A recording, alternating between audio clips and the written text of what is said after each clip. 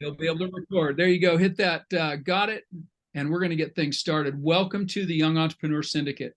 And believe me when I say this is young at heart, not young in age, because it really is a mindset.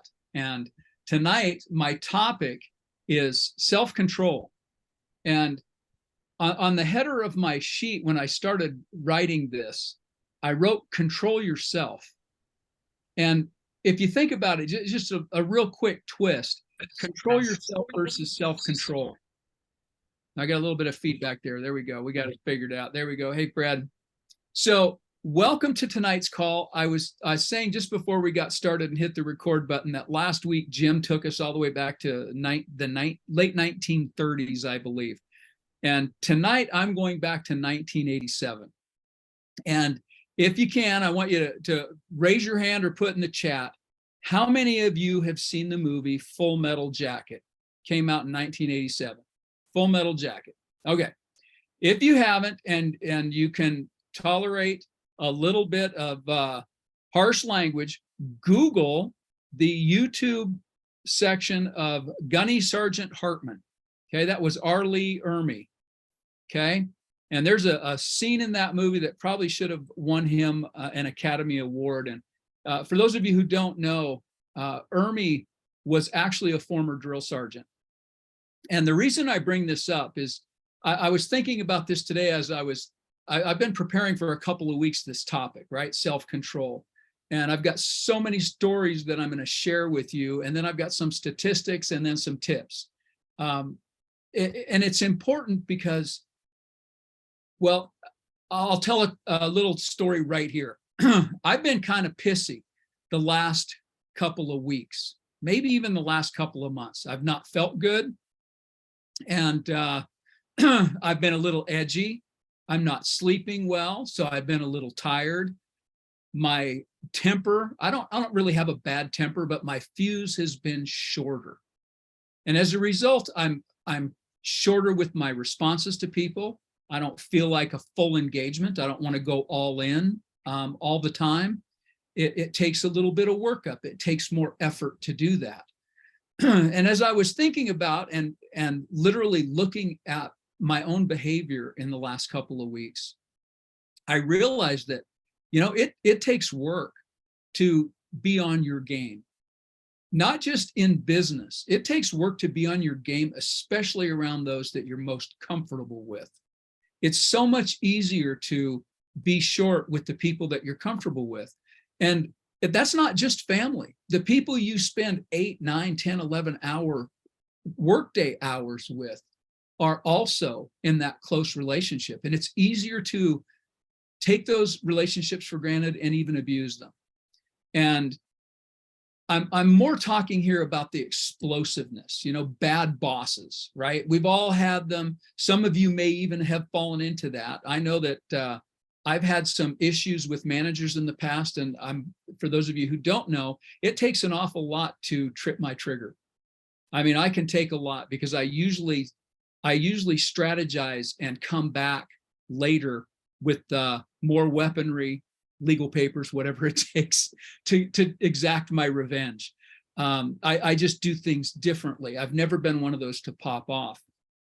And some people are just wired differently. And I understand that and I know that. Quick story, my first cousin, we were pretty close growing up. He was probably 15, 16 years old. He was working on a building project and he was hammering a nail. This is back before we had all these pneumatic devices that now hammer nails for you.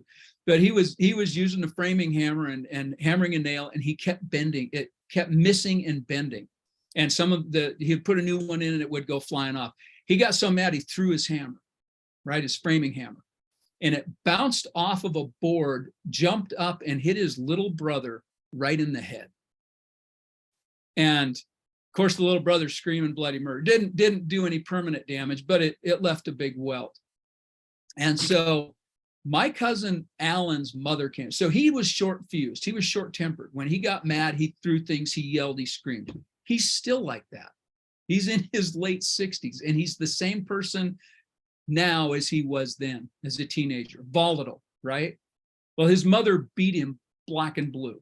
literally, with a belt, black and blue. I saw it. And that doesn't make anything right, but that volatility, I think, was part of that family dynamic. And he continued to be that way. He's like that with the people he works with and works around. And he's a construction manager, right? He doesn't have to go out there and pound nails. He works the construction sites, but he's not a fun person to be around. And the reason I say this is all of us have those moments where our trigger is tripped, right? Something pushes us over the edge, and it's usually not just one thing, it's a culmination of several things. And then somebody gets to be the unfortunate person who, that proverbial last straw is put on the back. And it is so important for all of us as business people, as leaders of our businesses, of our families and all that stuff, to really get a handle on this. So let's go back to the movie. For those of you who have seen Full Metal Jacket, Gunny Sergeant Hartman walks through this whole barracks full of new recruits. And I can relate to this because I went into the military. I did my basic training in the 80s, right? About that same time frame, actually. No, a little bit earlier. But they used to scream and yell and swear and ridicule. And it was just part of the process. The first thing that happens in the military is they shave all your hair off and they put you all in the same clothes, right? It's to beat you down, break you down. And so a drill sergeant's job, his literal job, is to break people down, get the quitters to quit and get the other people all in the same playing field. A drill sergeant's motto is, I'm your mama now. I am your mother. I am your father. You need anything, you have to come to me. That is just the way it goes. But the difference is when you see this, if you go watch that clip, and I hope you do, Gunny Sergeant Hartman, that character in the movie, rails on these people. And he rails like he's madder than a hornet. But you need to understand, he is not mad.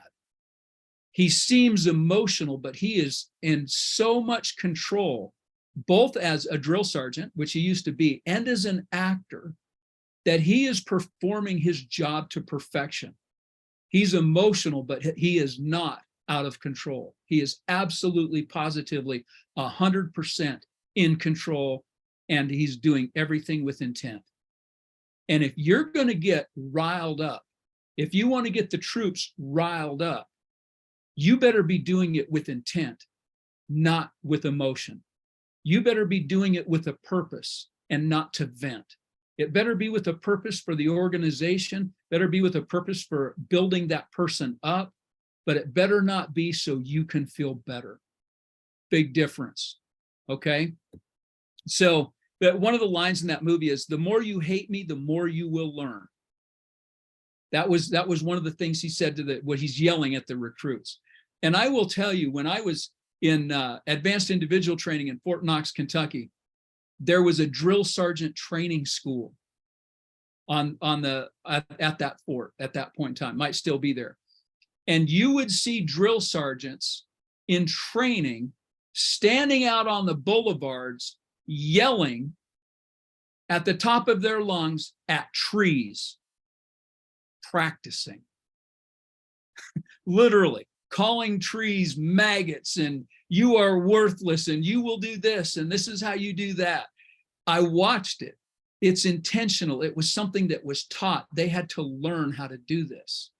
And if you're going to be that kind of a leader and you think that, and I know this because there are coaching groups out there that are on that style of things, all right? If you need to be yelled at and broken down to start doing what you're supposed to be doing, I get it, all right? There's a place for that.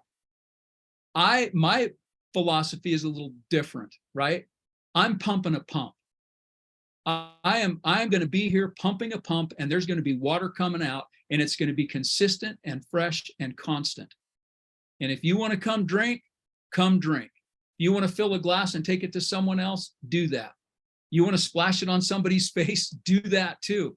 But I'm not going to be that person in your face yelling and screaming and saying, you need to do this, you need to do that. I'm going to throw it out there. And if you're on this call, it's because you're here to pick it up. You want to do it. But I fully get and understand how some people can be motivated by that harsher reality. Okay. And not taking anything away from that. I'm just saying there are different teaching styles, just like there are different learning styles. My goal tonight, though, is to make sure that if you have that propensity to fly off the handle, we're going to give you some tools before we're all done here to change that. And it's not just important for you because, again, I told on myself first. I'm the first one to say every once in a while, I lose it. And it might not be terrible and awful, but it's terrible and awful to me. However, the people you're surrounding yourself with, if you're in business with people, you've got partners, you've got staff, employees. If they have this problem, you have that problem. All right? You are going to be answering for it. You're going to be dealing with it one way or another. You're going to be dealing with fallout. You could be dealing with lawsuits. So it's important for you not only to know that it's a style, it's a personality trait, it might be learned behavior, but you need to identify it and you need to fix it. If it's you, fix it in yourself. If it's your staff, fix it in your staff. If you've got kids that are leaning that direction, start fixing it in your kids. We have an obligation as business leaders, as entrepreneurs and professionals to be the best we can in everything we do, because that's going to help minimize failure. And this is one of those: control yourself. So I've got a bunch of quotes here. First, and I'm going to get, I'm sorry, Brendan's not on the call tonight, but I was actually thinking about this a couple of weeks ago. He posted something about what did he want to be when he grew up? And I think we all hear that, and it's almost passé. We need to start reframing that question, and it really should be, how do I want to be while I grow up? How do I want to be while I grow up? And I can tell you, Jim, I've mentioned this many, many times. I feel like I just graduated from high school and I've got a whole fresh start on life. It's like, man, I'm just catching a new stride here. I'm getting a second wind. So I'm still growing up. I'm still in the while I'm growing up stage. So how do I want to be? I want to be better than I was before. I want to be better than I was in my past occupations, my other careers. I was successful and I want to be better. I want to next level it, right? And then today, I was listening to Dave Meltzer on his Instagram post, and he said, don't attach emotion to the outcome. He actually said emotion or time. He said, if you have a goal, that's your outcome. You've got a goal. Don't attach emotion to it. So what he's talking about here is, don't say, well, I'm going to be happy when I reach this particular goal, right? It's limiting. It's limiting yourself when you do that. You don't attach emotion to it. Separate the goal from the emotion. That's the first thing. You can't get emotional about what it is you're doing, right? Detach the emotion from it and try and approach it logically. And here's the first quote that I found. It said, successful people know that their behavior determines their feelings. Their behavior determines their feelings. Unsuccessful people allow their feelings to determine their behavior.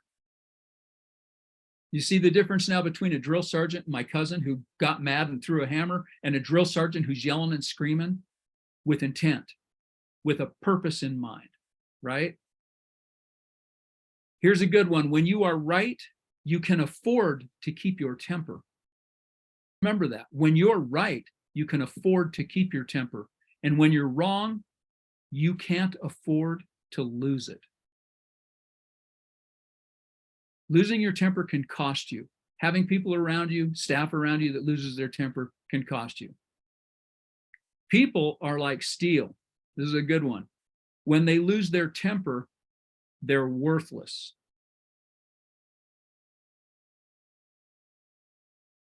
Never weaponize your emotions.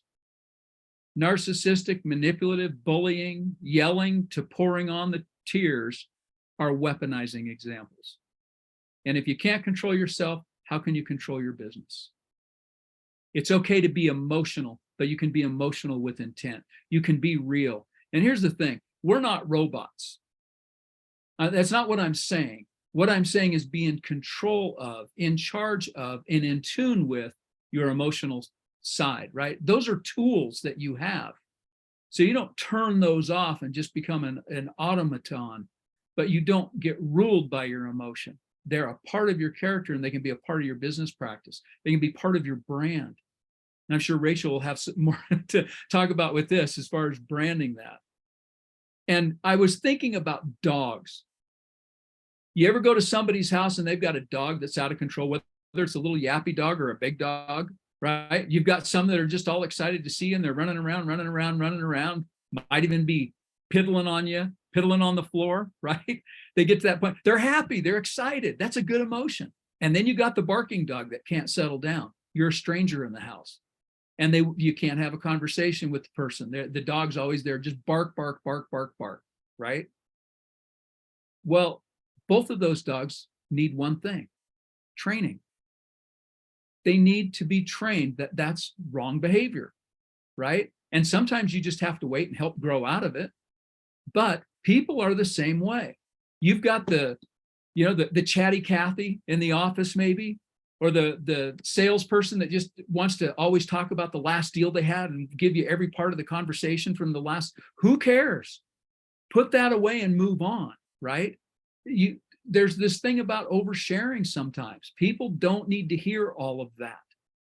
Have a strategic meeting and talk about the best things that you learned, a strategy session with a sales call, that sort of thing. But it has to be with intent. It can't just be random. It just can't be vomiting from the mouth with these things. There has to be some sort of intent. Now, the last story that I'm going to share is Robert's Rules of Order, right? How many of you have served on boards, sat on boards, been to board meetings? Okay, yeah, there we go, more hands. So you know that there are rules that have to be followed. Those rules are there to keep order, right? Because if people are allowed to get their emotions riled up, order deteriorates. And then when you have disorder, you get nothing accomplished. So having your own rules of order are essential. And I'm going to tell a quick story. When I was sitting on still sit on the county health board, and this was at the tail end of the COVID pandemic. And regardless of where you stand on the whole vaccine question, I can tell you that there were basically two sides, and both sides were, gosh, what did we just say? Adamant. They were unable to be dissuaded from their point of view, no matter what. And we had in one session, a gentleman came in, and he was riled up, but he gave an absolutely phenomenal presentation about freedom and personal rights and privacy. And it was passionate, and it was logical, and it made sense, and everyone was listening. And then as he started finishing, he ramped it up, and he started getting angry. Instead of stating the logical parts of his argument, he started getting excited. And as he got excited, he got mad, and he didn't have that under control anymore. And then he called out the health officer and called him Satan's spawn. And he was spitting, "You're Satan's spawn for doing all this stuff." And just like that, all of his credibility. He had a 2.5-minute presentation that was sound and logical and had everybody's attention, and he lost it in an instant. Even from the people who agreed with him, he went too far.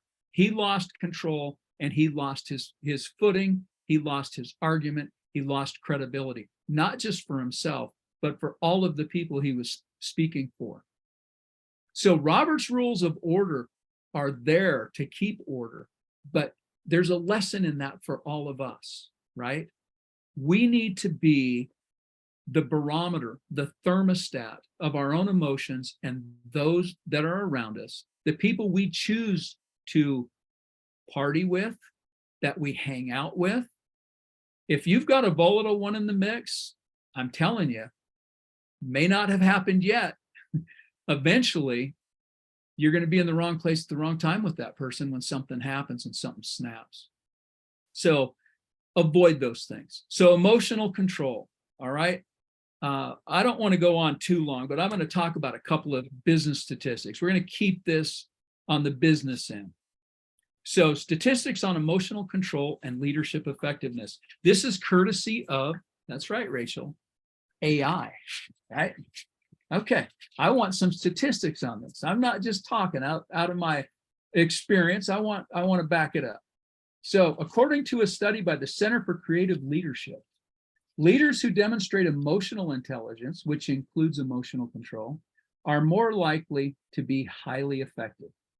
A survey conducted by Harvard Business Review found that 71% of employees believe that a leader's emotional intelligence is more important than their IQ. And research by the Consortium for Research on Emotional Intelligence in Organizations reveals that leaders who demonstrate emotional control have higher employee engagement and satisfaction. Amazing, right? Is that any surprise? Then why do we tolerate less, right? So, pencil and paper, 4 quick points. If not for you, for someone you know, for someone you love, for someone you work with, put it on a note card, drop it on their desk, drop it on the seat of their car. You don't have to sign it. Strategies for enhancing emotional control. And this is in business leadership. Again, courtesy of AI. Number 1, self-awareness.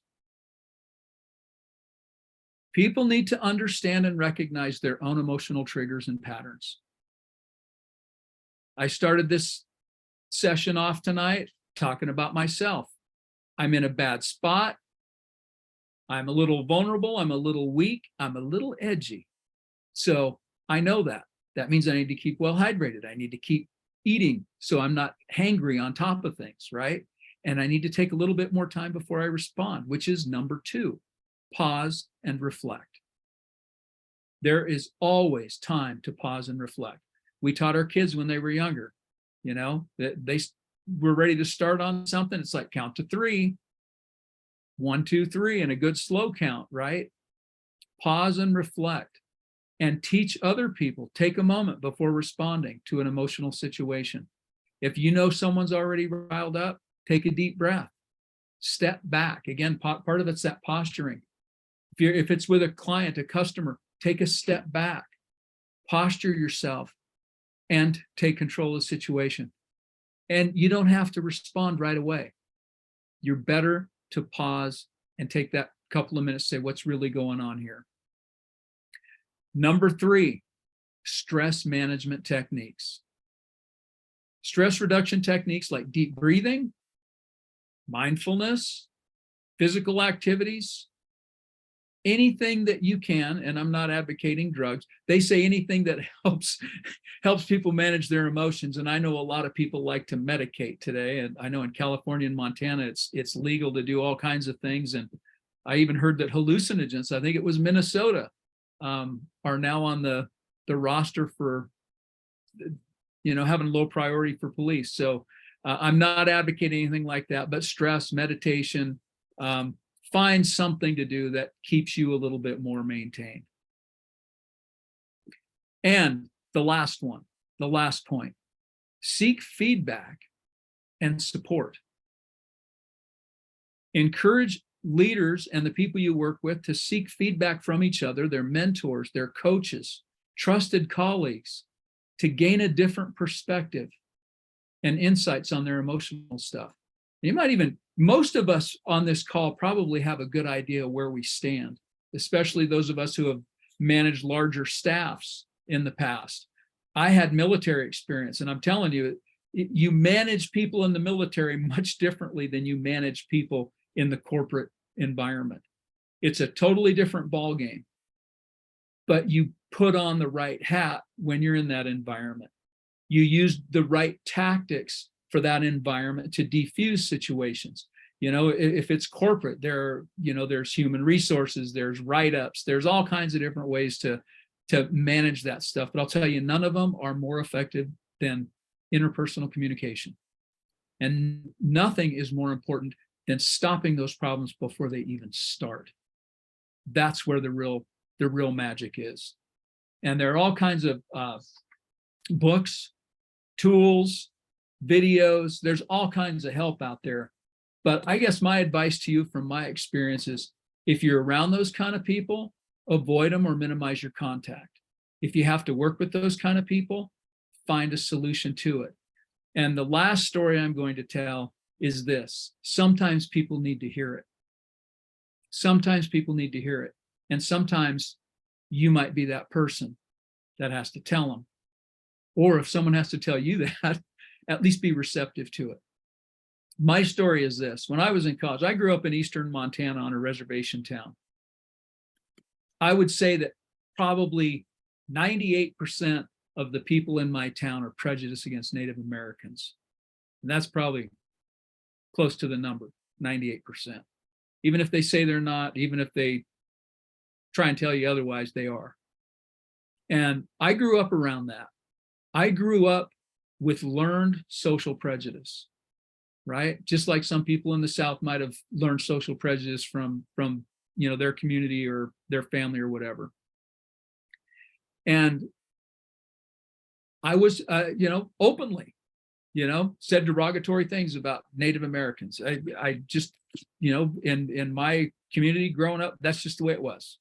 Didn't think anything of it. Even though I had friends that were Native Americans, I wrestled with people who were Native Americans on the wrestling team, and I respected them and I liked them, but I still said stupid stuff. I did. I'm guilty of that. When I was in college, one of my good friends, and actually became a business partner of mine, we were having a conversation one day, and I respected him. His name was Dave Selvage. And he looked at me, he stopped me. I'd said something, and I know what it was I said, but I'm not going to repeat it. And he said, Rod, he said, I really like you. And you are so intelligent. You have so much going on that I just can't believe how prejudiced you are. And it makes me sick. And I was like, wow. I mean, it did. It hit me. Hearing that from somebody that liked me, we got along with, we partied together, studied together, and he hit me right between the eyes.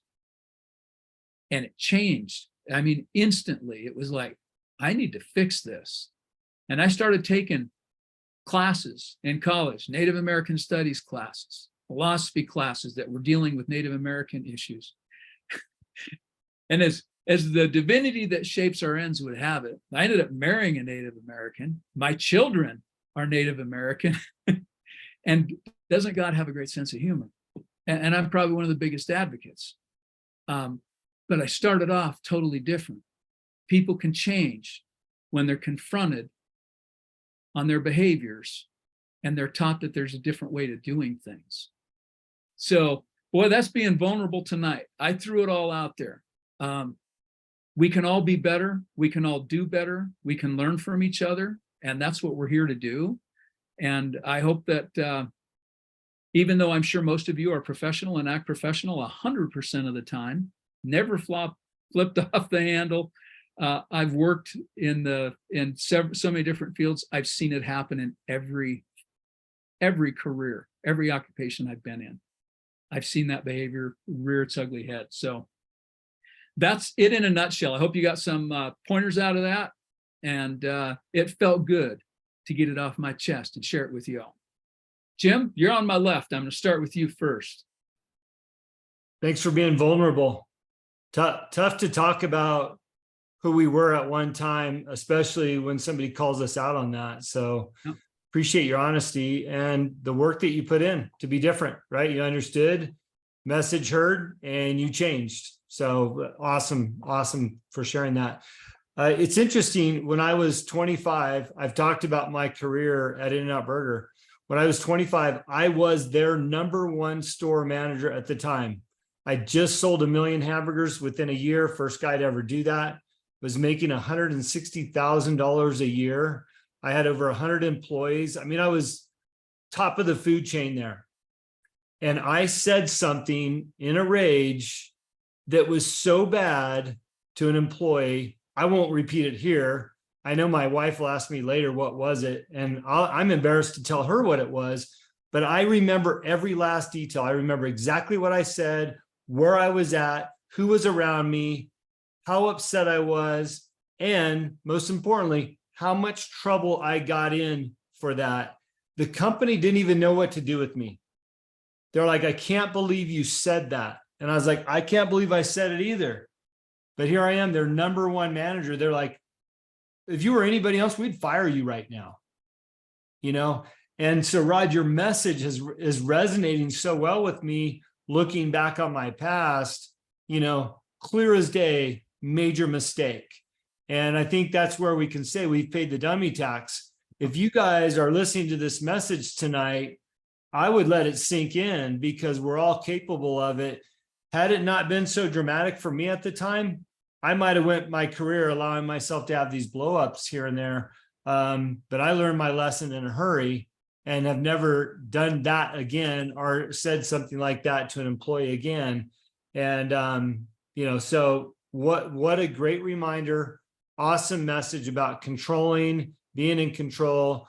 But you can also have passion for the job, and you can also have a high level of expectations for your employees, but you can do that with respect and gratitude. You can do it pointedly so that they understand, but you don't have to do it ugly like I did. So thank you for that. The second thing you brought up was Robert's rules that I wanted to touch on. I do sit on a board. I'm going on my third year of being on school board. I've sat on other boards that were ran rather casually. They were important all the same because they're with companies. But, you know, John Fuller, who I helped get elected to our state Senate here, he told me something once that stuck with me. It's been a couple of years. He says, he who knows the rules wins. And when you're on a board and you're giving your time, if you understand the rules of a board and how it works and the mechanics of it, you will win, because most people don't. And understanding those rules of engagement really make a difference on how a board's ran, how successful you are making change, you know, getting things done. And this doesn't just go for a school board. It goes for any board, a corporate board, your own board. If you've started an LLC with the board or C Corp with the board, you've got multiple partners, understanding the rules of engagement are critical. You can pick up Robert's Rules of Order, go on our website. It's under the books. Just click on Robert's Rules of Order and order yourself a copy. I think it's $6. It's not a very fun read, but if you find yourself on a board, I would dig into it. Also, if you plan on attending a public board meeting, understanding the rules will also help make a difference in your contribution to that meeting and how you're perceived as a guest and the amount of time they'll give you to talk. So another great point by Rod. What I love about these 2 points, by the way, we're not getting a rah-rah here like I've talked about. That's not what we're all about. We're bringing you some value. And, you know, these are values and great reminders for me, as well as I'm sure everybody else here, of these little details that oftentimes people just overlook or push off, not to be discussed publicly. So 2 great things. Rod, I also appreciate your other bullet points, you know, praise, reflect, you know, stress management techniques, and then, you know, seek feedback, which of course we like to do that too. So those are my comments. I'll let Rachel go and see if there's any questions, and I'll talk about the announcement once we get through some of that. Excellent. Look forward to it. Rachel, I'm excited to hear about how our temper can brand us. Oh God. You know, my mind goes in a million different directions when you talk about this, because I think it's worth sharing that I am a conflict averse and avoidant person. So, and that stems in like that across business, across sports, across personal relationships, all of that. And makes me think of this, 2 types of coaching. And I feel like there's really 2 types of coaches out there. There's the coach that tells you, you can do it. I believe in you. You got this. Go out there and do it. Rah, rah. Like, I'm your biggest fan, right? I believe in you. And a lot of women particularly are very motivated by that style of motivation. And, you know, that works for me. And that works for my daughter.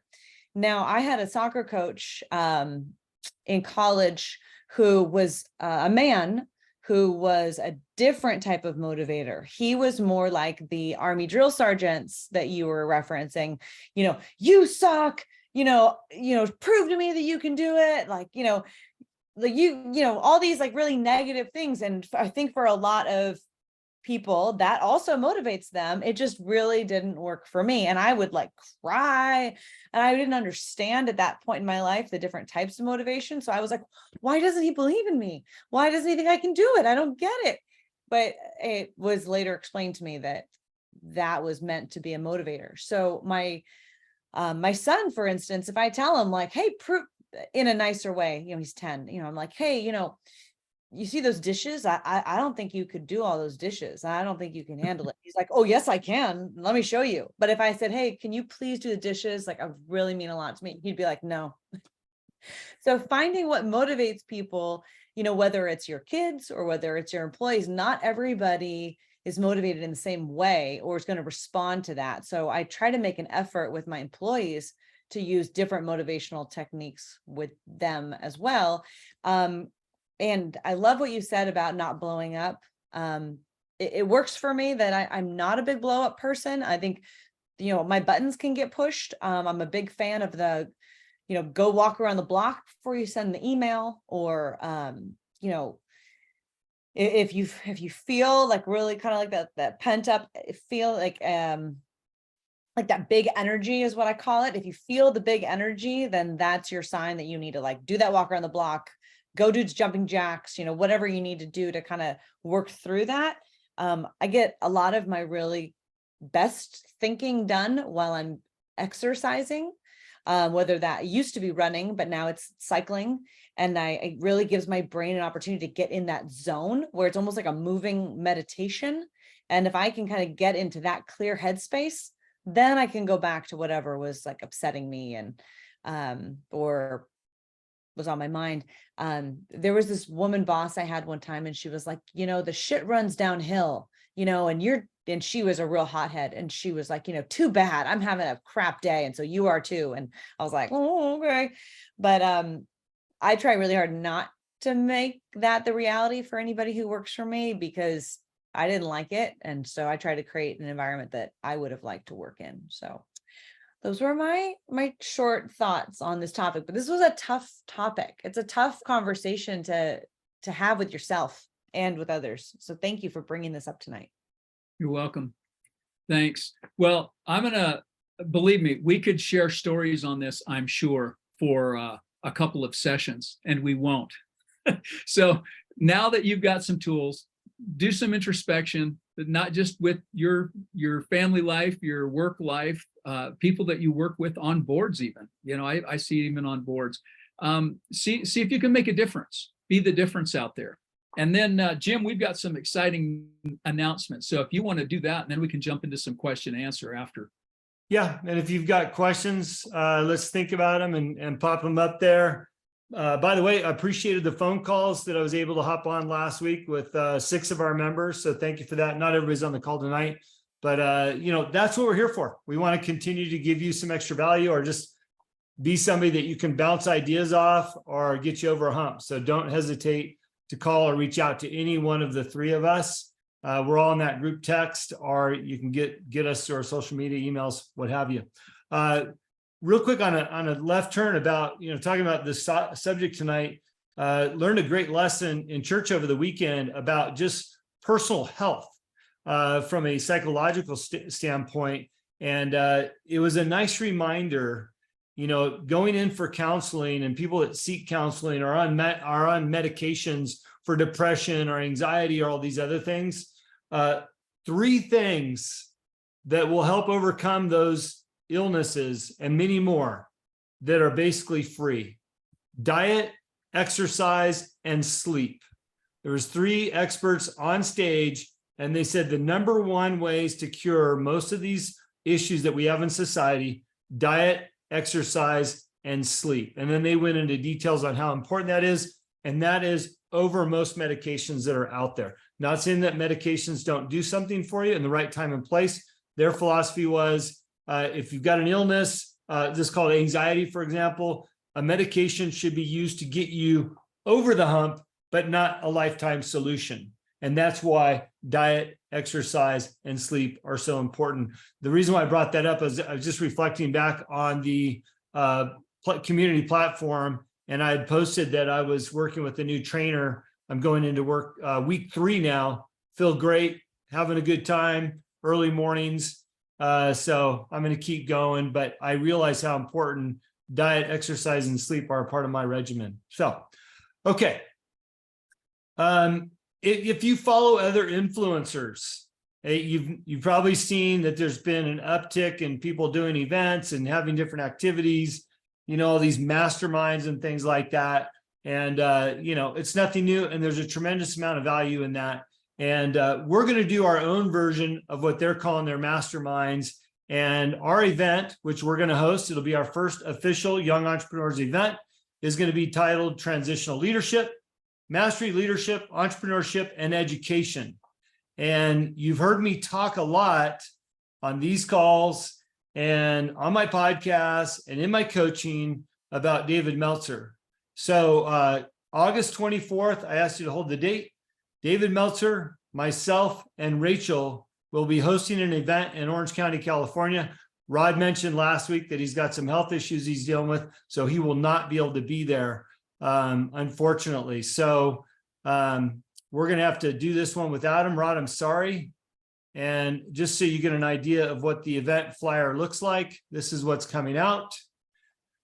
If you are a member of our syndicate and you just buy a general admission ticket, you'll get VIP with us. And what that includes is our meet and greet, pre or post or both for the event. Get a chance to spend some time with David.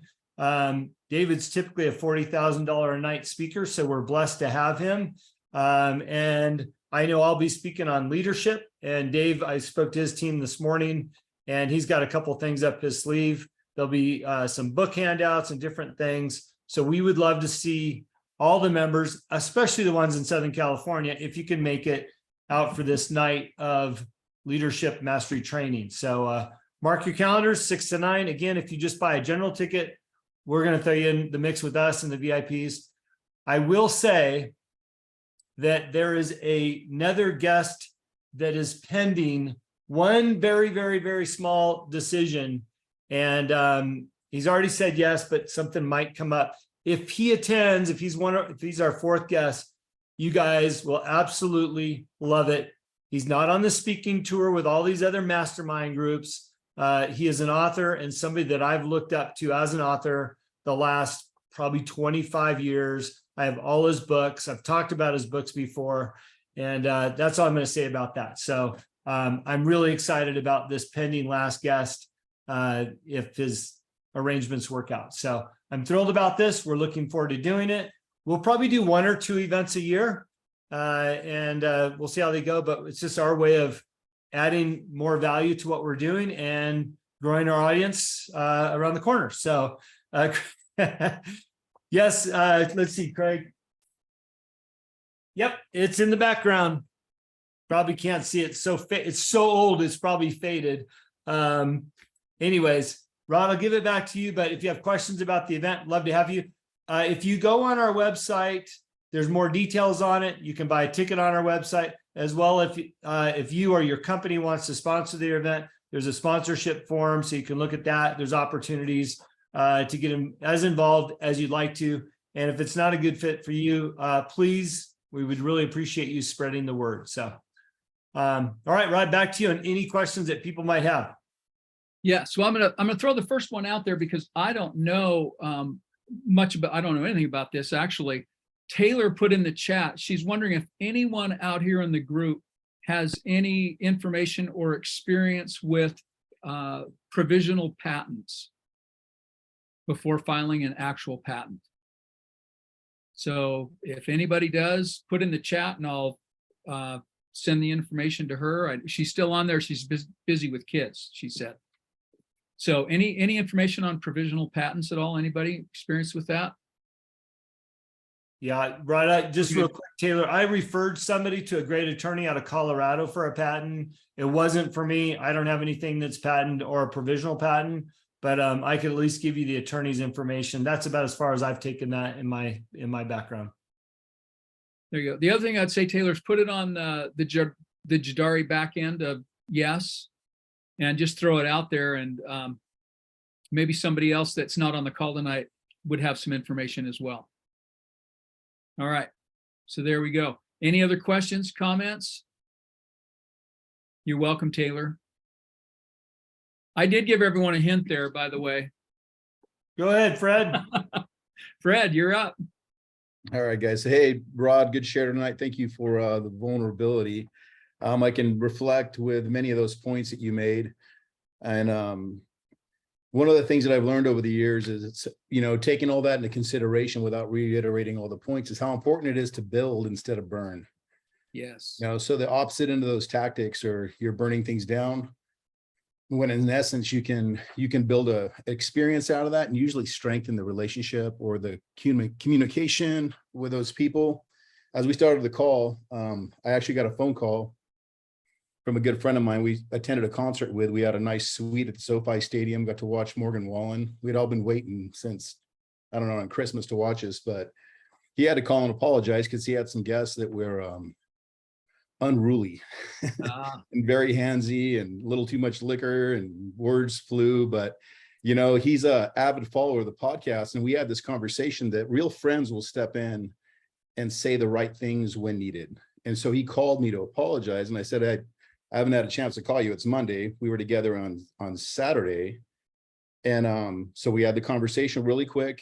It wasn't heated, but out of respect for each other, man to man, he said some things, had too much alcohol. So we had to have that conversation right there.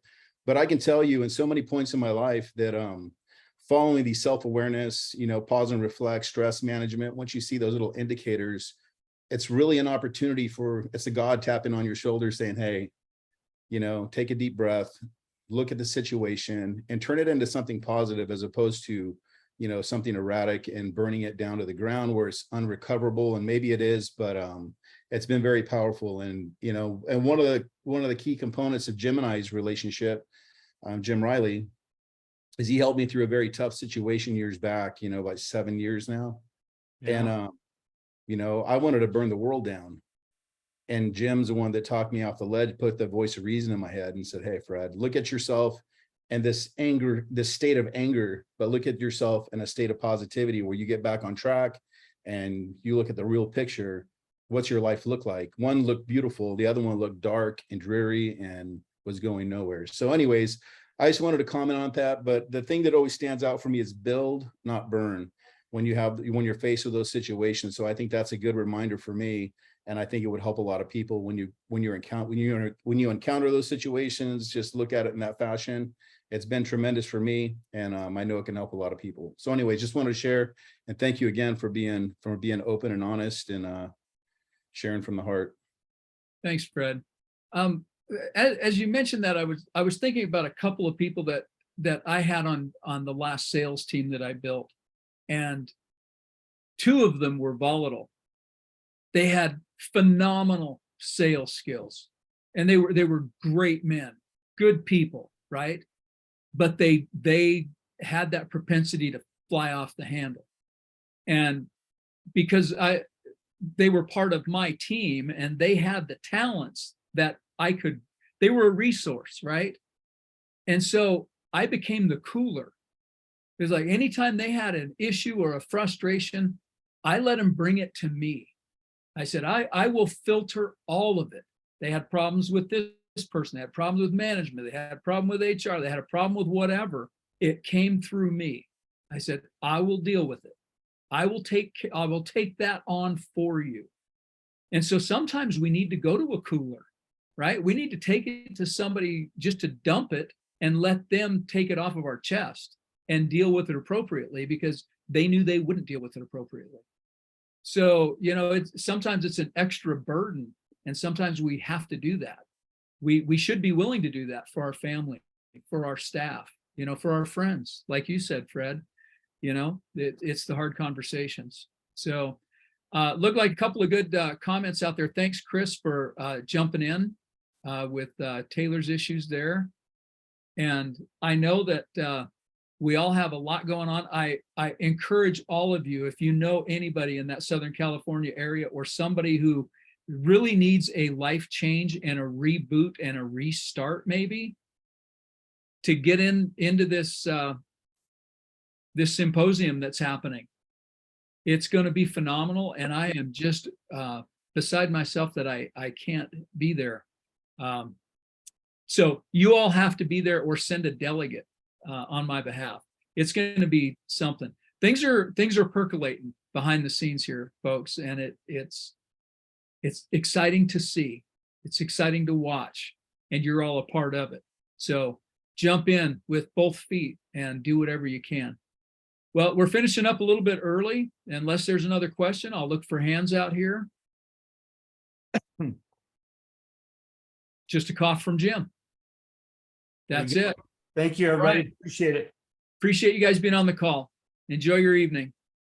See you next week.